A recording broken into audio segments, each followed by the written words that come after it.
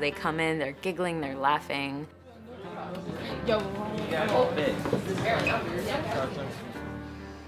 And there's just like a lot of kind of like giddy, intense energy.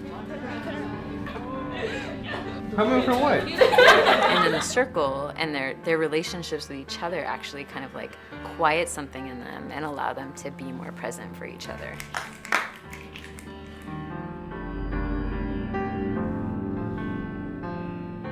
When we do circles here, before we do the circles, we sit down and like plan the opening ceremony.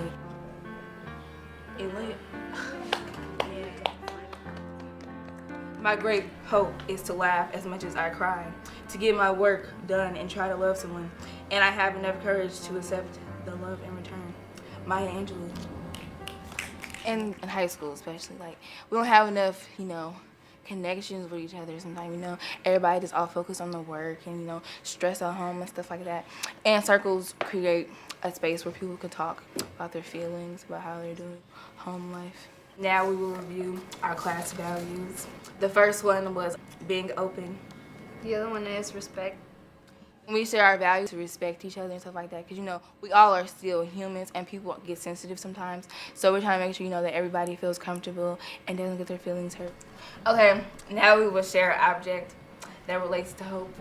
I have my I Heart Being Black bracelet because I hope that everybody is proud of who they are. I got this play to win thing from a boyfriend. We exchange bands all the time. And this brings hope because, it just keeps me going. My mom made this necklace for me, and it represents hope because she never had time to do anything for herself. They're being asked to be vulnerable to a group of people, which is kind of like antithetical to what it's like to be a teenager, which is what's the best way to hide right now. So the first thing that I do is I share as deeply as I possibly can. I feel like if I can share deeply and from my heart and listen really attentively to other students, they're looking at me to see how I'm behaving. I have you guys give me a lot of hope and stuff like that. Our advisory is like a family. I've been through police brutality, tragedies and stuff like that. And instead of me being depressed about life, I know I can come in and talk to my community. They understand. And most of the time, if it's something I'm going through, they've probably already been through it before.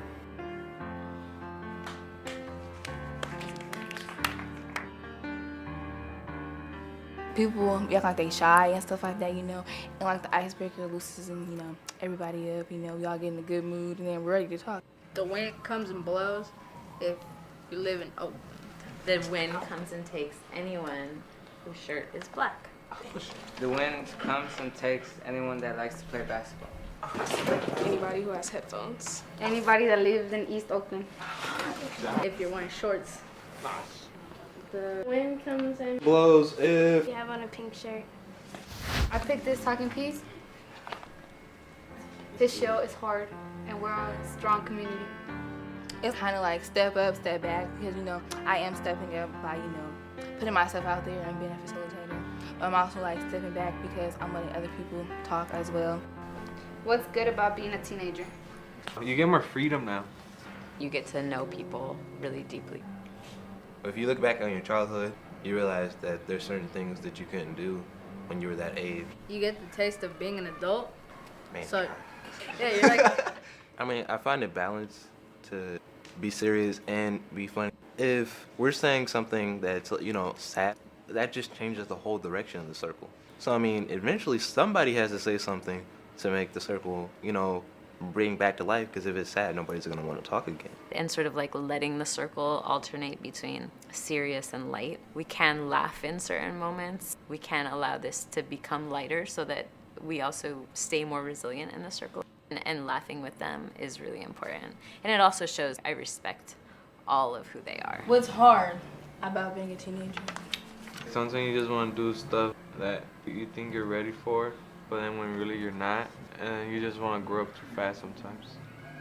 When you're a child, you know how you're always so happy and stuff like that. Now you're a teenager and you know what stuff's happening in the world and you feel sadder. I don't remember being happy. The closest time I remember that was when I was 6, so. The one thing I hate about being a teenager is like you can't be as happy as you were as a kid. I remember really wanting to leave home from really the time I started high school. I had to just like sit with it and wait until I was old enough to leave the house, even though I wasn't necessarily ready. I have more responsibilities now. Take care of my little brother and family members and everything, so it's really harder now.